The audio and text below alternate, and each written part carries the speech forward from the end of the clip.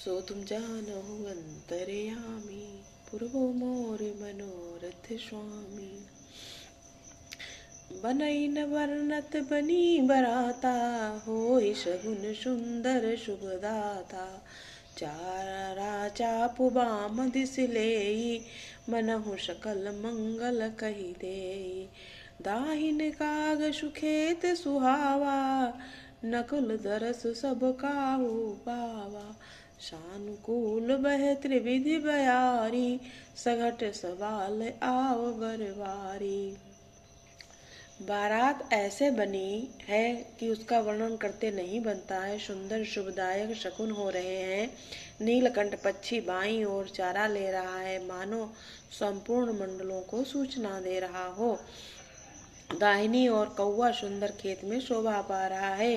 नेवले का दर्शन भी सब किसी ने पाया। तीनों प्रकार की शीतल मंद सुगंधित हवा अनुकूल दिशा में चल रही है। श्रेष्ठ सुहागिनी स्त्रियां भरे हुए घड़े और गोद में बालक लिए आ रही हैं। लोवा फिर दर्श दिखावा, सुरभि सन्मुख शिशु ही पियावा। मृगमाला फिर दाहिनी आई, मंगल गन जल्दीनी दिखाई। लोमड़ी फिर बार बार दिखाई दे जाती है। गायें सामने खड़ी बछड़ों को दूध पिलाती हैं। हिरणों की टोली बाईं ओर से घूमकर दाहिनी ओर को आई, मानो सभी मंगलों का समूह दिखाई दिया। क्षेम करी कहे क्षेम विषेखी, श्यामा वाम सुतरु पर देखी।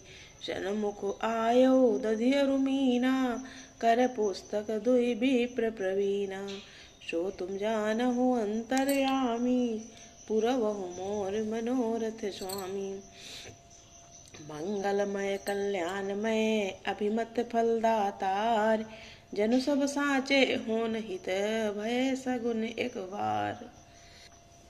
सभी मंगलमय कल्याणमय और मनोवांछित फल देने वाले शकुन मानो सच्चे होने के लिए एक ही साथ हो गए हों। मंगल शगुन सुगम सब ताके, शगुन ब्रह्म सुंदर सुत जाके। राम सरिस बर दुलहिन सीता, समधि दशरथ जनक पुनीता। स्वर्ण शगुन ब्रह्म जिनके सुंदर पुत्र हैं, उसके लिए सब मंगल शकुन सुलभ हैं। जहाँ श्री रामचंद्र जी सरीखे दूल्हा और सीता जी जैसी दुल्हन तथा दशरथ जी और जनक जी जैसे पवित्र समधी हैं। सुनियस ब्याहु सगुन सब नाचे, अब कीने बिरंची हम साचे। यही विधि कीन बरात पयाना, हय गय गाजहि हने निशाना। ऐसा ब्याह सुनकर मानो सभी शकुन नाच उठे और कहने लगे, अब ब्रह्मा जी ने हमको सच्चा कर दिया।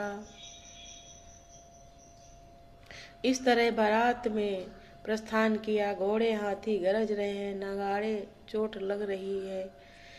आवत जानि भान कुल के तू, सरित ने जनक बधाए सेतु।